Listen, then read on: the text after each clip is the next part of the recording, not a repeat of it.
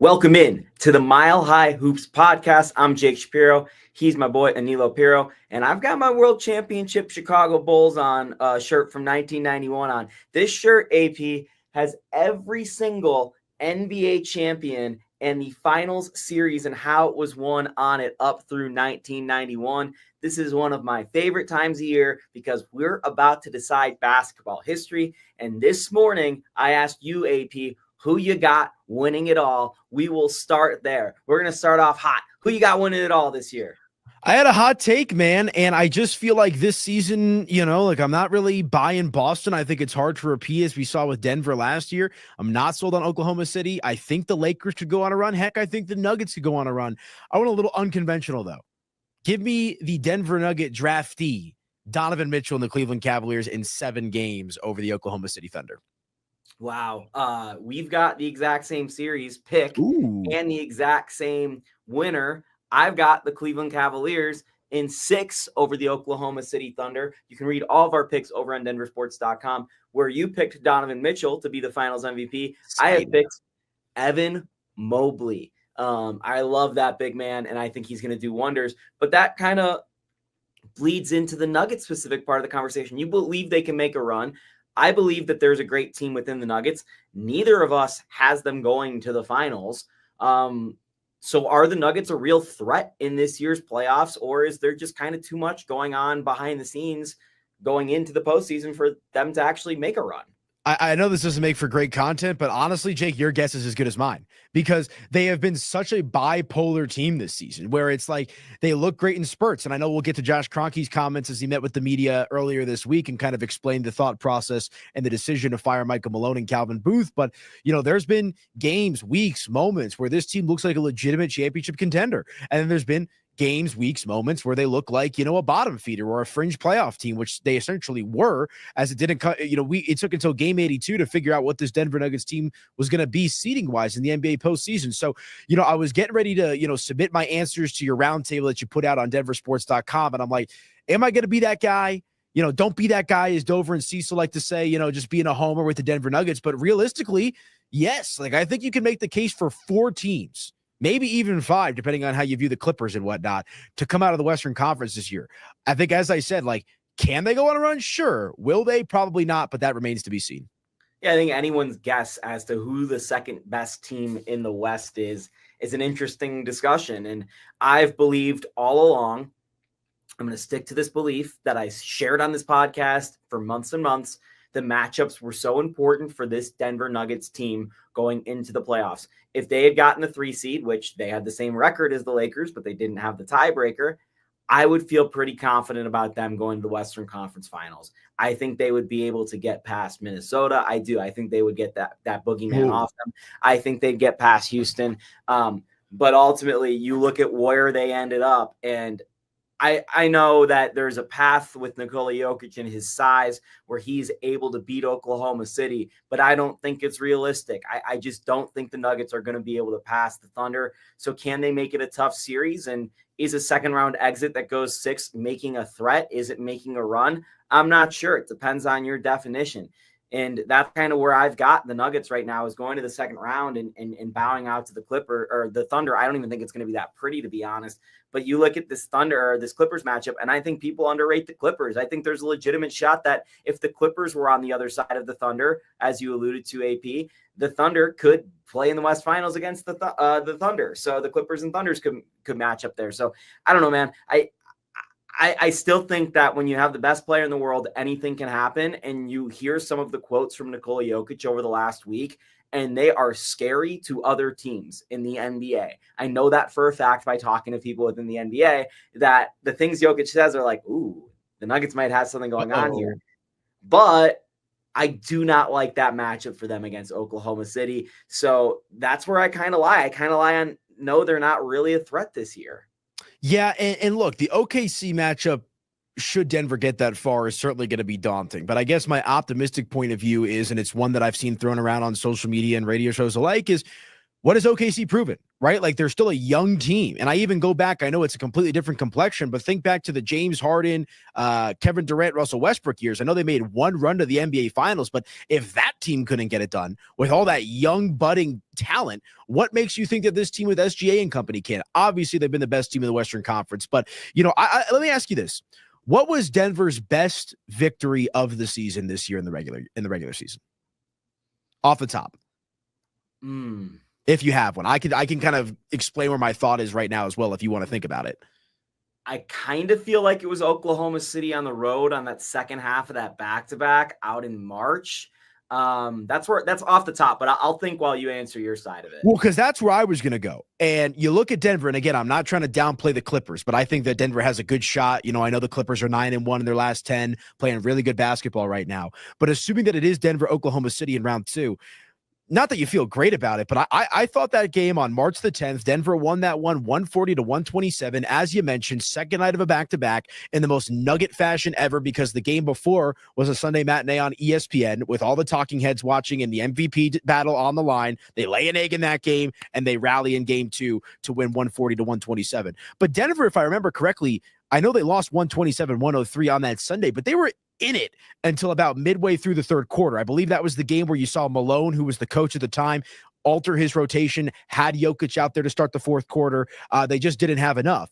But again, Denver went 2-2 against them this year. And the first game that they played against each other happened to be the first game of the regular season where Denver got absolutely blown out. So I'll discount that a little bit for first game purposes. They came back and played them in early November.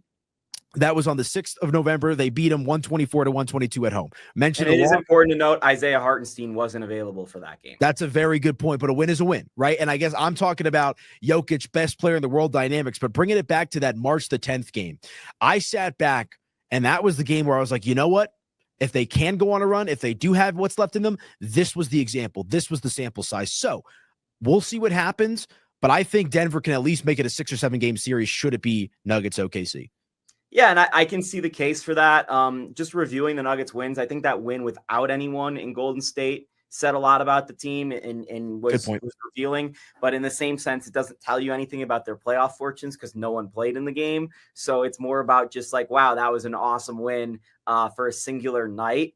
Yeah, I mean, going back through their season, there really isn't that many impressive wins. Like that's the one that jumps out, though, is the OKC one. Like, okay, like this was a marquee victory on the second night of a back-to-back. And to your point, unlike the first win against Oklahoma City, everyone was healthy in that game too. So it really showed a little bit more grit from the Nuggets winning that game. And the way they won it was within the Nuggets style. I honestly thought that the win the Nuggets pulled off the other night against Memphis, where they only hit 5 threes, was pretty important. I know Houston wasn't playing for anything on Sunday, but they played their starters and their regular rotation for 3 quarters, and the Nuggets were up by 30 at the end of the third quarter. So I thought that was pretty telling as well. Granted, one team was playing for something and had the desperation aspect, whereas the other didn't. So I think there's a couple wins throughout the Nuggets season where you could go, that was a pretty good win.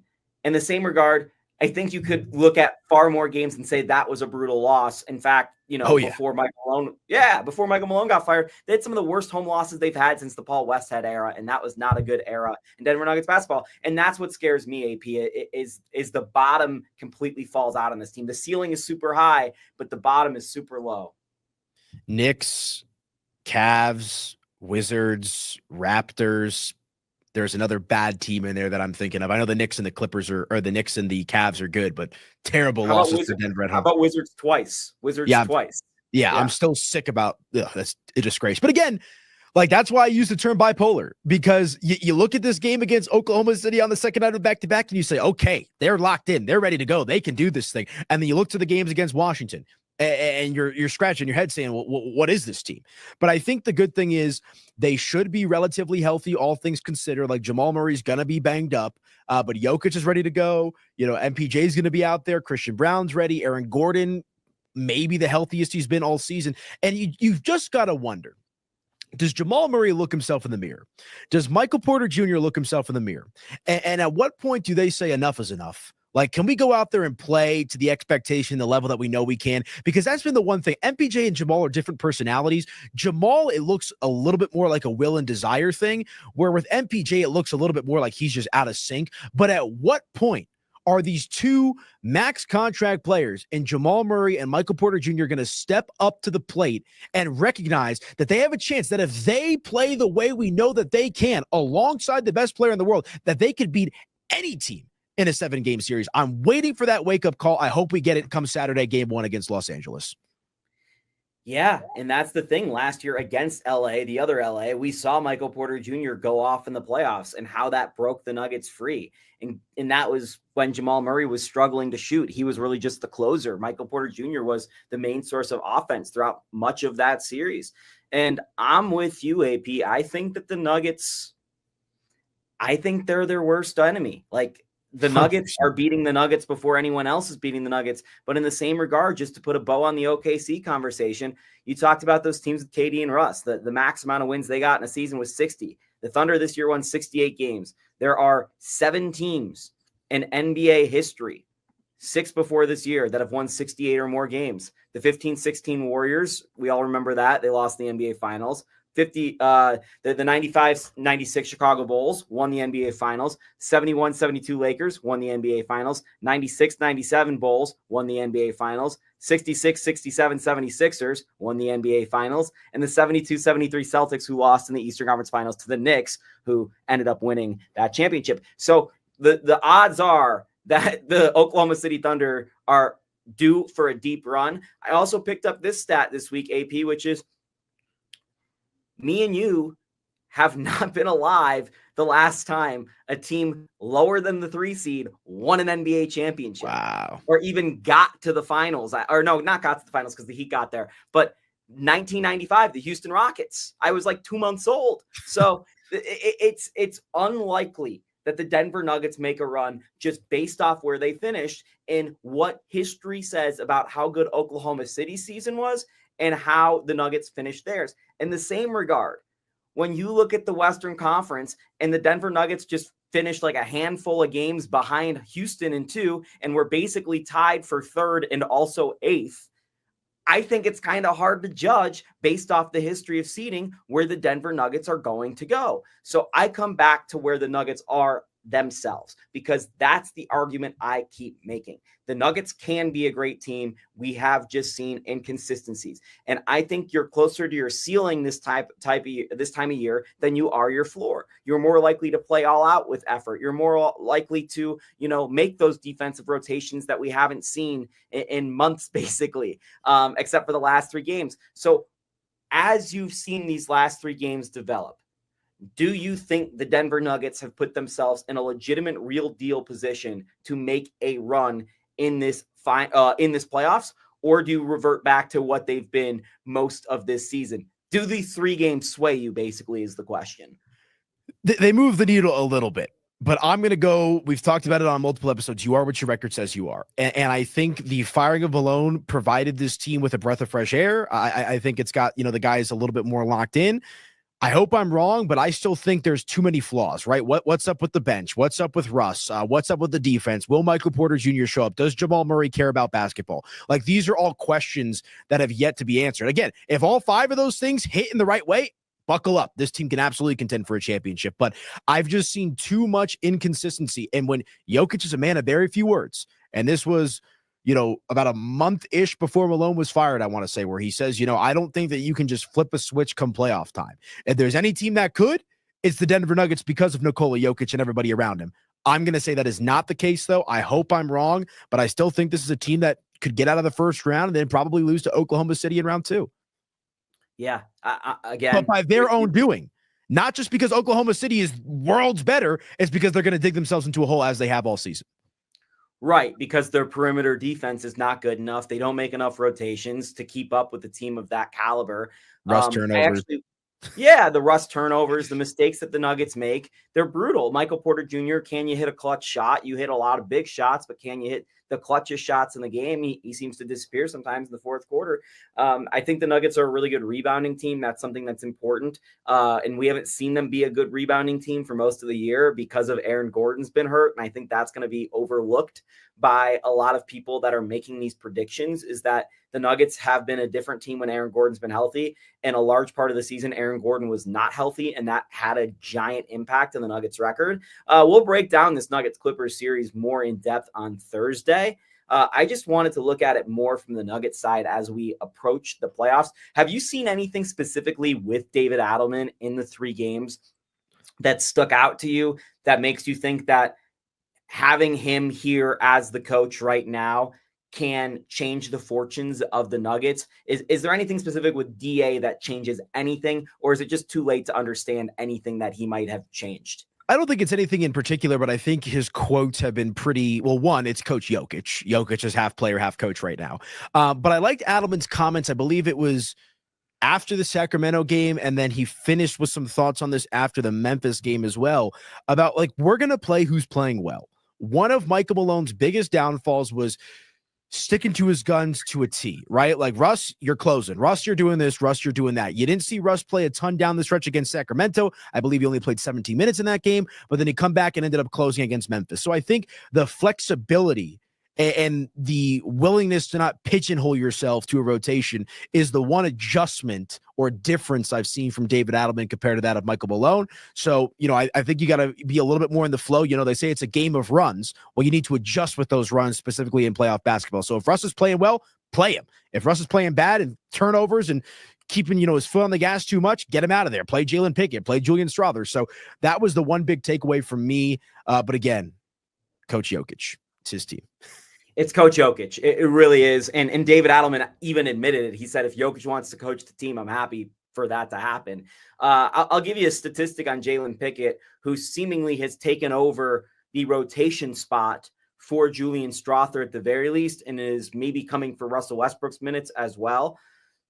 Jalen Pickett led the entire NBA in defensive field goal percentage at 38.6%. Minimum 200 field goals shot against him. Opponents shot 7% worse than expected against Pickett this season. That stat comes to us from Matt Brooks, our guy with the Nuggets. Awesome follow. Make sure you follow Matt. Out. Yeah. So that's really interesting to me, because I think it has been noticeable. And you would think just inherently Jalen's too small, especially for the playoffs. But to me, everything Jalen adds on the court is a steadiness and a calm, and he's provided pretty solid defense for the Nuggets. I would not be afraid to put Jalen Pickett out there for 15 minutes Saturday night against the Clippers. And that is a crazy thing to say, given where I was about Jalen Pickett 3 months ago. I don't think it's crazy at all, man. I've been beating the drum for Jalen Pickett. And look, he is an undersized player, right? There is no way around that. But we've talked about on the show, he's a high IQ player. What he lacks for in size, he makes up with his mental. And look, I like the makeup of Julian Strawther, but this is a guy who missed a month and a half-ish, who's still kind of getting back in the flow of things. Denver, specifically in the playoffs, cannot afford to beat themselves. Russell Westbrook can be a liability, and when Julian Strawther's not hitting the three-point shot, he's a liability on defense. The least liable player out there of the three is Jalen Pickett, because he will make the right play darn near every single time. You just gave the stats about his defensive percentage as well. He's a high IQ player who's played in big moments in college, who I just think needs a shot. I'm throwing Jalen Pickett out there myself if I'm Coach Jokic, but I understand the upside with the other guys as well. But you can feel confident in Jalen Pickett. That's the point that I'm trying to make, is you don't have to worry about Jalen Pickett throwing away a game like you do with someone like Russell Westbrook. Yeah, you can make a very strong case that his mistakes are the quietest out of anyone on the bench. Like Peyton Watson even has some really loud mistakes at times. And again, we'll talk about this more on Thursday, but I wouldn't be surprised if Peyton Watson closes some games over Michael Porter Jr. The way the Clippers line up, especially if the Nuggets are up and need more defense than offense. I'm a big Peyton Watson fan, and I think one of the biggest mistakes Michael Malone made, I actually side with Calvin Booth on this one, is that he didn't play Peyton Watson enough in the Minnesota Timberwolves series last year. We heard more about the Malone and Booth drama yesterday. Both of us were at Josh Kroenke's press conference, the owner and chairman, the most important person who runs the Denver Nuggets. If I were to give you one word to fill in this blank, you came away blank with Josh Kroenke at his press conference. what word would you choose after hearing the owner of the Nuggets talk for about a half hour unprompted? He didn't, I mean, a lot of people wanted to hear from him, but I didn't think he was going to talk till the end of the season. And then all of a sudden he talks. So, Josh Kroenke, one word, you came away what with his press conference? There's a couple of different ways that I could go here. I don't want to say satisfied, but I think the big tone from the press conference was honesty and transparency. Those were the two things that I picked up on from Josh Kroenke's press conference. Starting it out unprompted, with an opening statement talking about how it's a failure on his part that Michael Malone and Calvin Booth were not here, and recognizing, like, let's take the Dallas Mavericks for just a moment. Nico Harrison apparently met with the media earlier today, and there was no phones, no cameras allowed. There's no transparency in that, right? And I think, Kroenke, who sometimes I think fans don't really understand how involved he is with this organization. Kroenke has a big ego, as does every owner and governor in the league. But I think he humbled himself yesterday when he went out there, took it on the chin, because he could. I was on with Dover and Cecil, and they asked me, like, do you think that little 3-minute video that he did, with the TV station would suffice? And I said, it shouldn't. We'll see if he faces the music. So I think, again, honesty and transparency and the willingness, not that Denver media is harsh. It's not like we're in New York, but the willingness to go out there and explain to the impartial media members out there why he made the decision that he did. And frankly, I thought his reasoning was sound. I thought he came across very well yesterday. Yeah, I came away impressed with his level of accountability for the situation. And, Josh is someone, like you alluded to, AP, a lot more involved with the Nuggets than I think people realize. And I asked him about keeping his hands on when they made the transition from Tim to Calvin. And he said he's going to try and stay away and let the people do their work. And basically, to me, I asked the same question 3 years later, where are you at in terms of your involvement level? And he said it was a mistake, basically, to, try to take a step back, and that he needs to stay involved and more involved. And that at this point in his career, he still loves basketball, but he has other responsibilities within KSE and their properties to go take care of those things. And I thought it was really impressive for him to take it on the chin and be, these guys were feuding. I tried to stop it. I should have stopped it. I couldn't stop it, and that's on me. It's not on them, and I apologize to both of them. I disagree with Josh. I don't think it was on him.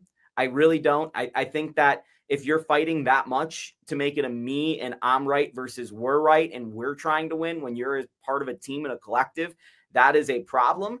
But props to Josh for getting in there and trying to solve it. Granted, it was extreme. And, like I said on this show Tuesday, last week, right after it happened, AP, if you go back throughout the course of the season and you even go back to, the last couple of years, at what point were you going to fire Michael Malone? This was legitimately the first opportunity to fire Michael Malone. Maybe it wasn't even really an opportunity because it was just 3 games left before the end of the season, but they took the first chance to make this rash move. And I think some of these rash moves are coming because of the new collective bargaining agreement, and there's not really that many ways to improve the team, especially where the Nuggets are asset-wise.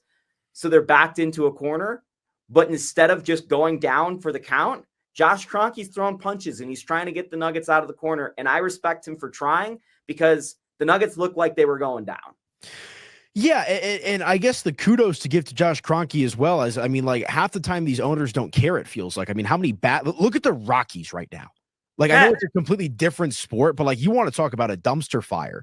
And it's easy for organizations to be hands off, right? And we'll see what they do in the future with the executives and the head coaches. But they let Masai walk out the door. Tim Connelly, they didn't want to, pony up the money for. I think this shows a sense of urgency from Josh Kroenke and the rest of the ownership group that we have the best player in the world and we've got to do something now. And he had the quote yesterday talking about what's crazier, firing a coach after an 8-game win streak or firing a coach with 3 games left in the regular season. And to your point, this was the first semi-digestible time to fire a coach despite the timetable with the regular season. So I think this shows that again, that sense of urgency that Kroenke and the ownership group have to make sure that they get this thing right and not waste the prime of Nikola Jokic. They didn't have to do that with the Avalanche, because you got to think Joe Sakic and Chris McFarland are in sync for the most part. I'm sure they disagree on some stuff, but for the most part, both of those guys are singing the same song. The same could not be said for Calvin Booth and Michael Malone. And heavy is the head that wears the crown. Josh Kroenke stepped up to the plate and made an executive decision. Yeah, I mean, if you even go back to Kiki Vandeweghe and Mark Warkenstein, this has been the case with the Nuggets and executives. They let their contracts expire. They let them go elsewhere. So this is not surprising to me. One of the things that was surprising to me, again, is that Booth was fired before the end of the season. I thought this was coming.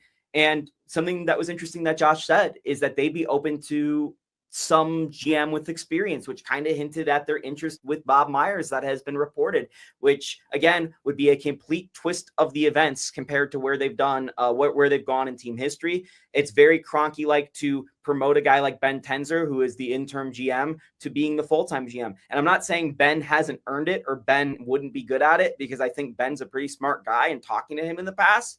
But you know, my same kind of point with DA at this point. I think DA is going to be a great head coach in the NBA. I really do. I like him. His level of communication obviously is very good based off of what we've seen in the last week. The players have a lot of respect and love for him. I just don't know that your first time GMing or your first time being the head coach should be for a championship win now window type team when the superstar just turned 30 years old. I don't know if that's the best move.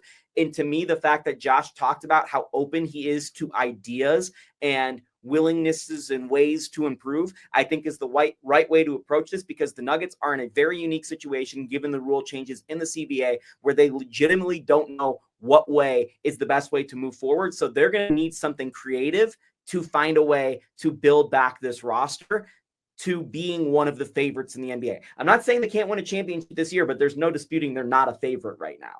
No, I completely agree. And again, nothing against Tenzer or David Adelman. I mean, this is like you're at the poker table and you just got dealt pocket aces or pocket jokers for that matter. You got to go all in, right? Responsibly, of course, but like you have this golden opportunity in front of you with Nikola Jokic that you cannot mess up. You've got to play your hand the right way. And real quick, we can dive into this more in the offseason, but you know the one guy whose name that we haven't mentioned, and frankly, I'm not so sure how much Nuggets fans know who this person is, but a guy that I think is going to play a major role in the overall future construction of this Denver Nuggets organization is President of Team and Media Operations, Kevin Demoff. He's a guy that was recently promoted. He oversees the Nuggets, the Avalanche, the Mammoth, the Rams, and I think Arsenal potentially as well, but all the major American sports teams. He's more based in LA and Denver than the London portion for KSC. Right. Kevin is the guy who figured out the altitude deal. He's the guy who figured it out with Comcast. He was brought in about a year and a half ago, and I have seen some big changes within KSC since Kevin took over. Kevin's voice is loud. I even suspect Kevin probably voiced his opinion on the Michael Malone and Calvin Booth situation. I don't know what side he was on. I don't know if he was listened to, but I would expect that he probably had an opinion on it, given that he is so important over there. And yeah, I think this guy is pretty much running things on a day-to-day basis, and Josh is more overseeing the bigger picture. And you're right, AP. I don't know if fans really understand that Kevin's role is to be all-encompassing over there, because he's at just about every single event that goes on at Ball Arena. And talking to some of my sources within other KSE organizations as well, he oversees them as well. And he has stepped in and done a lot of that communication from the ownership side to those organizations. So, yeah, you're completely right. And that is an interesting kind of note in all of this. Some other things we learned yesterday is that the Nuggets will be open to giving DA a chance at this, depending on how this season goes. I do honestly believe Josh when he says this team can win a championship, which is, again, funny and contrasting the fact that they just fired their GM because, you know, firing your GM basically says your roster's not good enough. But it truly was a feud. Like, there was nothing Josh said about Michael Malone is a bad coach, or we needed, you know, he wasn't doing good enough here or there. Same thing with Calvin. I think they liked both of these guys from an operational standpoint and how they handled their jobs. They just didn't like the vibe it was creating around the office. All of the reporting I've done and everyone else has done has basically been true, besides the fact that they wouldn't trade Michael Porter Jr., which I still don't know if I believe, even though Josh shot it down. I don't really believe it, just based off some of the conversations that I've had. And again, that's a conversation for another day, to be quite honest with you. But again, one quick point on this dynamic is, why do you dangle out a contract extension in front of Calvin Booth if there's these rumors going around that Booth was maybe trying to trade Michael Porter Jr., that he wasn't so sure about extending Jamal Murray? Like, it seemed like Booth was thinking the right way. And it's like, I don't know. It just, it seemed like a little bit of a lethal cocktail with Booth, Malone, Kroenke, this and that. Kroenke finally woke up and smelled the roses and made a decision that regardless of what had happened in the past, this wasn't going to work out in the future. But I think in regards to the overall trajectory, again, to bring it back to KSE for a moment, I think the Los Angeles Rams in the NFL have been a franchise that you would like to mirror yourself after for the last decade or so. Stability, Sean McVay, they were a drive away from beating the Eagles in the playoffs last year. And again, it's all within the same family. Look at the Avalanche as well, have been competitive every single season for the last 4 or 5 years, if not longer. So I think that is the trajectory that the Nuggets are on right now. I don't think people realize how close these KSC organizations are connected. Yes. Kevin was running the Rams. Now he runs all the teams. After the Nuggets lost in the 2022 playoffs, in their locker room in Golden State, drinking with Nikola Jokic and Michael Malone was Sean McVay. Yeah. Think about that. That's how close these organizations are to each other. You know, we see it in the preseason all the time when the Rams have a home game while the Nuggets are training out in LA. All the Nuggets are there wearing Rams jerseys. Like, they're not Broncos fans, you know. Nikola Jokic doesn't know anything about the Broncos. He knows about the Rams, though, you know. Right. And you see the crossovers that we've had with Nathan McKinnon and Nikola Jokic, obviously a little bit easier to pull off because both teams are here. But yeah, AP, I think you can look at which organizations have been successful in KSE and point towards those. And by the way, Arsenal is having one of their most successful seasons ever right now with their run in the Champions League. And Josh talked about that too and saying, what a weird time in my life because Arsenal's playing so well. And then I've had to deal with this situation with the Nuggets. So I don't know. Every time I talk to Josh, he seems so, I don't know if down to earth is the right word, but transparent. And he's a great communicator. And he seems pretty honest, especially given the fact that if you look up his Wikipedia, the first thing it says, heir to a billionaire. Like, that's what it says. Like, Josh is known as the heir to a billionaire. But if you ran into him walking down the street, walking into him at the grocery store, you wouldn't know it. And that's one of the things I've always respected about Josh is I think he talks to people on a human level. And I really respected the way he handled the media obligations yesterday. And again, hats off, like you said, because he faced the music. He didn't have to. He could have weaseled his way out of it. He could have waited till after the postseason, which is probably what I would have done even if I was the president of the Nuggets. So, yeah, hats off. AP, any other thoughts on this? Get your popcorn ready, man. I wish I had more strong takes for you. I have no idea. Like I said, one day I wake up and I'm like, you know what? This team could do it. I'm worried about OKC, Minnesota, Lakers, whatever it might be. And then there's other times where I'm like, they might get swept by the Clippers in the first round. So I'm excited. This is the most confused I think I've been about the Denver Nuggets entering into the playoffs, maybe ever. And I'm just excited to see how it plays out. Not only is the beast biggest when it's most vulnerable, but AP, historically speaking, when teams have no expectations, they go far. And right now, there are no expectations and no pressure on this Denver Nuggets team because if they get swept in the first round, people are going to be like, well, they just fired their head coach, whatever. There is no expectation for this team to do anything. The pressure is off. Let's see what they do now that there's no pressure and they can just go out there and have fun, like Josh said. We're having fun here on the Mile High Hoops podcast. We'll be back to break down the Nuggets matchup against the Los Angeles Clippers. I will tell you how the Nuggets can stop Kawhi Leonard and beat the Los Angeles Clippers on Thursday's podcast. You won't want to miss it. So like, subscribe, comment, do all the good stuff out on YouTube. He's Aniello Piro. I'm Jake Shapiro. Thank you for tuning in.